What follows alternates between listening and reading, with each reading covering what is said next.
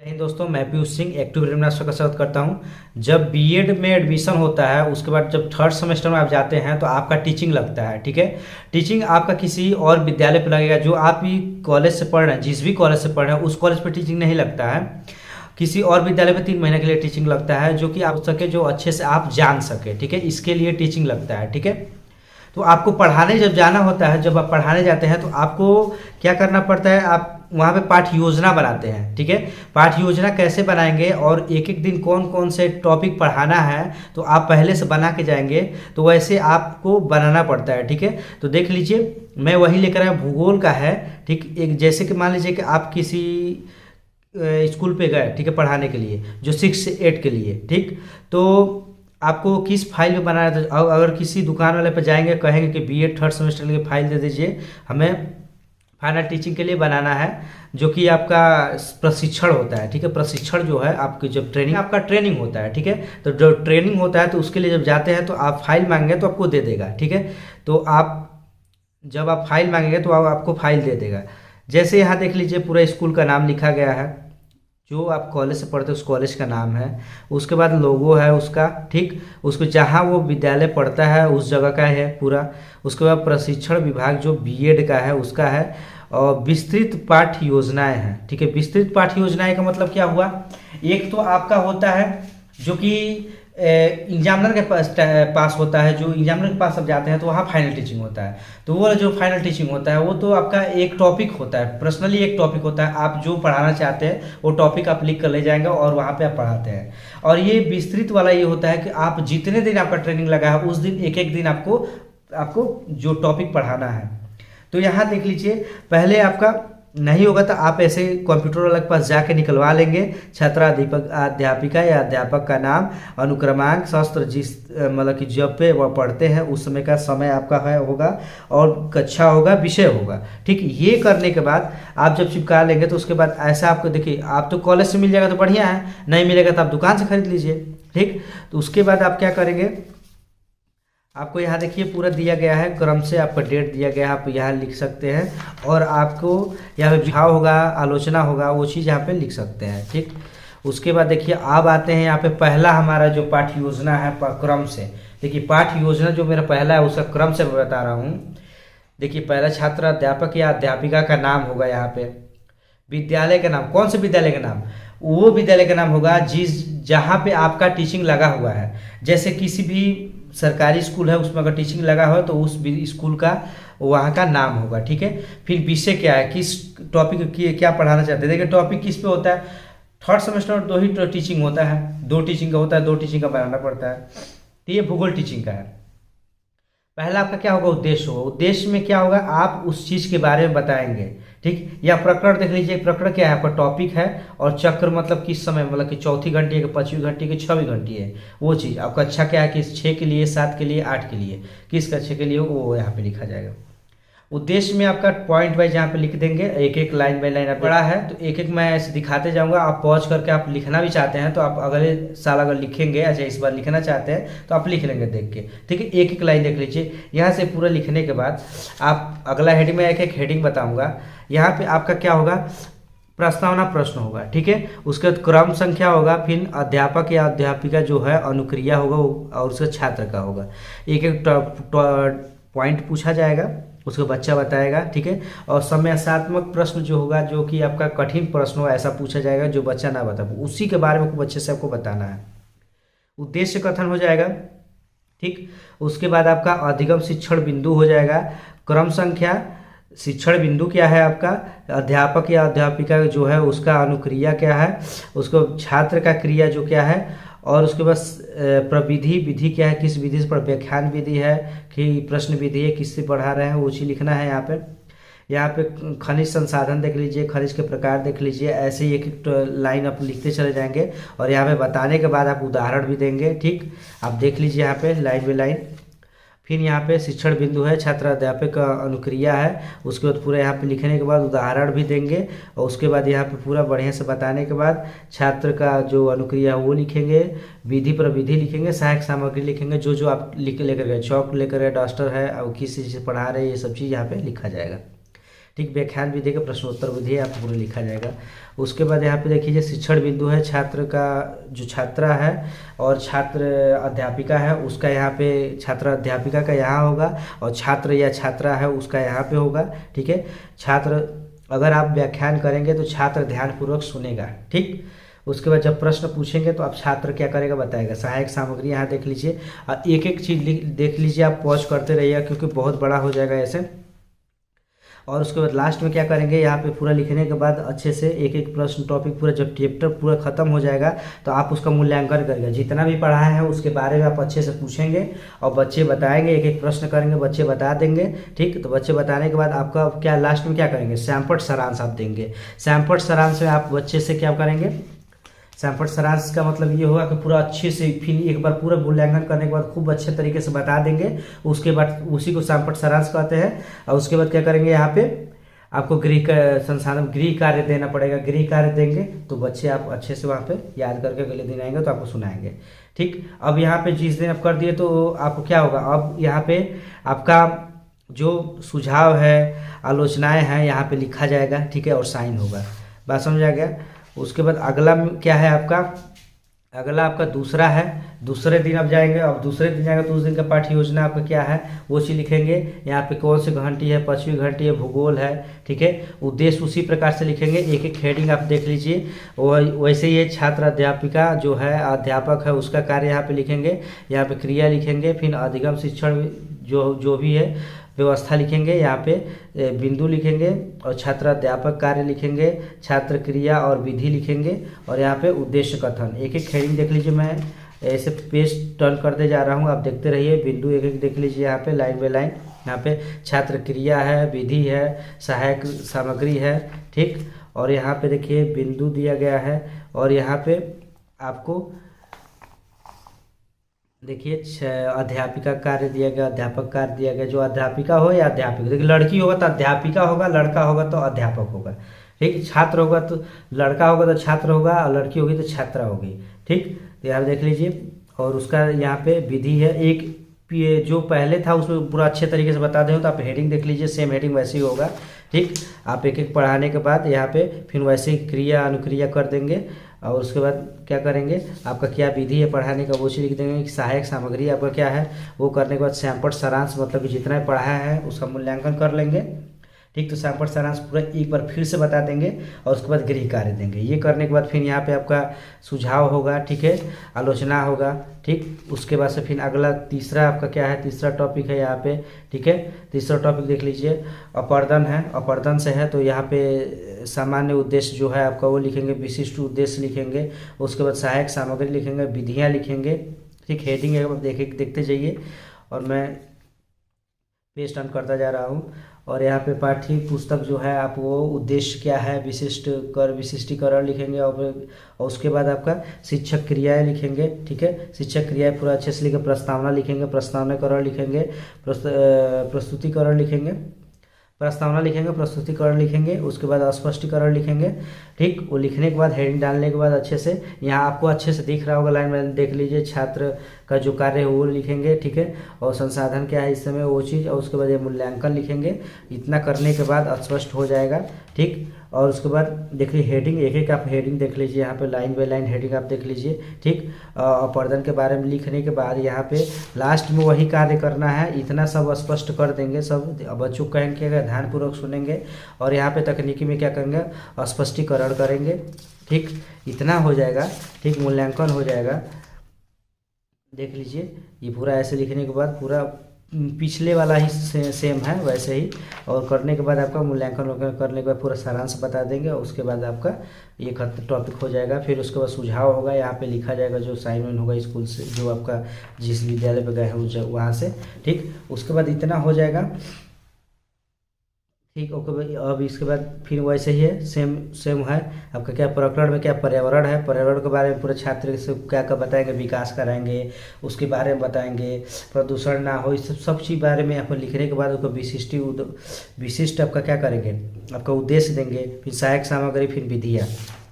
इतना करने के बाद फिर सेम ऐसे ही हेडिंग वही रहेगा आपका। देख लीजिए एक एक हेडिंग देख लीजिए, एक एक हेडिंग आपका वैसे ही रहेगा सेम टू सेम।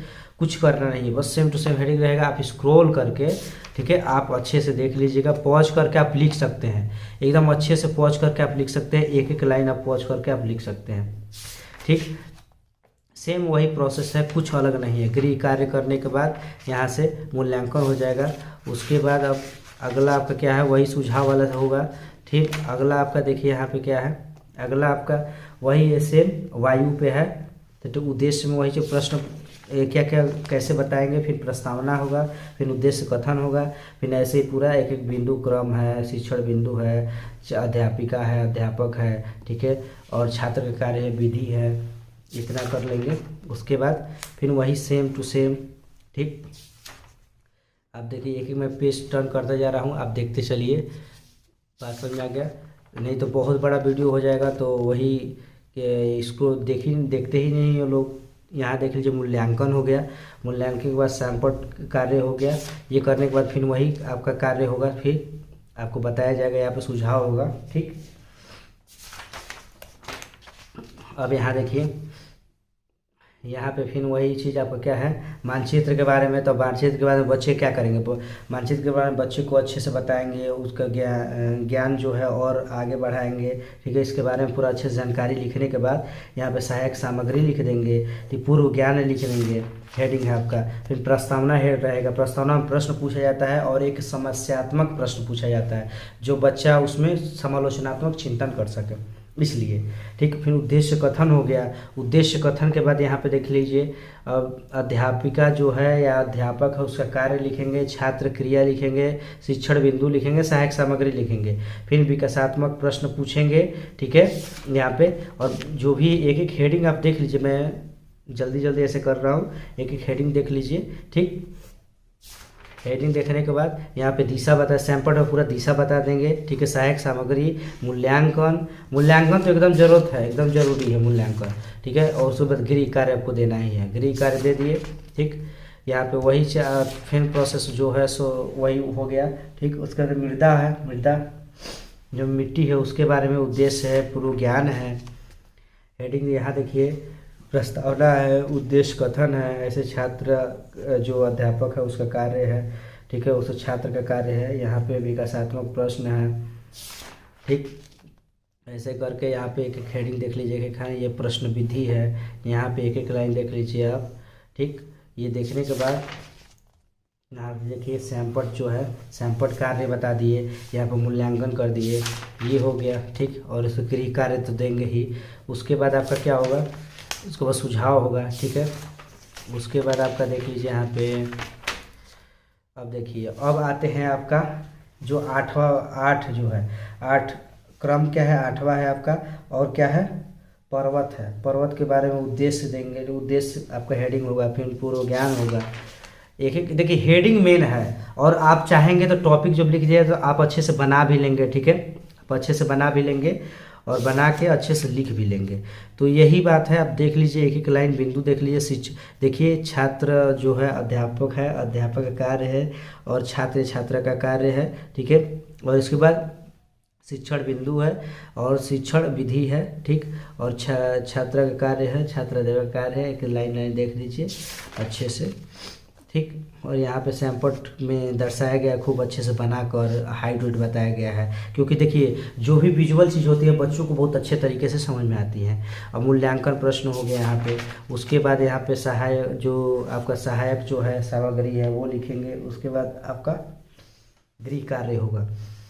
गृह कार्य होने के बाद आप देख लीजिए यहाँ पे सुझाव हो गया। ठीक, सुझाव होने के बाद फिर अगला 9वां हो गया, यहाँ पे उद्देश्य जो हो गया, फिर पूर्व ज्ञान हो गया। आप एक एक देखते रहिए, एक एक देखते रहेंगे तो अच्छे से आपको समझ में भी आ जाएगा। ठीक, ये हो गया। उसके बाद यहाँ पे देख लीजिए प्रश्न देख लीजिए ये। उसके बाद यहाँ पे आ गए आगे ये एक एक लाइन देख लीजिए यहाँ से। ठीक, और पूरा बढ़िया से आप इसको बढ़िया से बना लीजिएगा, सैंपल में पूरा अच्छे से दिखाइएगा कैसे कैसे होता है। ठीक, ये बच्चे देखेंगे तभी जान पाएंगे खूब बढ़िया से। ये हो जाने के बाद आपका गृह कार्य देंगे। गृह कार्य के बाद अगला हमारा क्या है, वही सुझाव होगा। सुझाव के बाद आपका वही सुझाव के बाद वही होगा आपका। यहाँ पे देखिए उद्देश्य है, उद्देश्य के बाद पूर्व ज्ञान है, पूर्व ज्ञान के बाद सैंपट है। यहाँ पे प्रश्न जो कि आपका प्रस्तावना है, ये यहाँ पे प्रस्तावना है। उसके बाद वही सेम आप यहाँ पे सोचेंगे तो स्क्रॉल कर करके आप अच्छे से पॉज कर करके एक एक लाइन आप लिख सकते हैं, चाहेंगे तो एक एक लाइन आप लिख लेंगे। ठीक, मूल्यांकन हो गया, गृह कार्य हो गया। फिर आगे अगला है हमारे यहाँ पे, आगे भी है, देख लीजिए जितने दिन आप पढ़ाएंगे उतने दिन का आपका होगा। ठीक है, क्योंकि बीच में छुट्टी भी होता है, तो छुट्टी भी का आपका मान लीजिए कि जितना दिन चलेगा उतना ही दिन तो पढ़ाएंगे। ठीक, तो ये देख लीजिए यहाँ पे, और एक एक लाइन सेम प्रोसेस है, कुछ उसमें अंतर नहीं है। ठीक है, सेम प्रोसेस है यहाँ पे। ठीक, यहाँ पे सेम प्रोसेस है, एक एक लाइन देख लीजिए यहाँ पे सेम प्रोसेस है, कुछ अंतर उसमें है नहीं।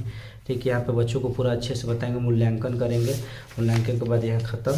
उसके बाद अगला आपका वही सुझाव के बाद आपका अगला आ जाएगा उद्देश्य, फिर सहायक सामग्री, पूर्व ज्ञान, उसके बाद यहाँ प्रस्तावना और छात्र छात्रा का जो भी ध्यानपूर्वक सुनेंगे ये सब चीज़, विधि उधि।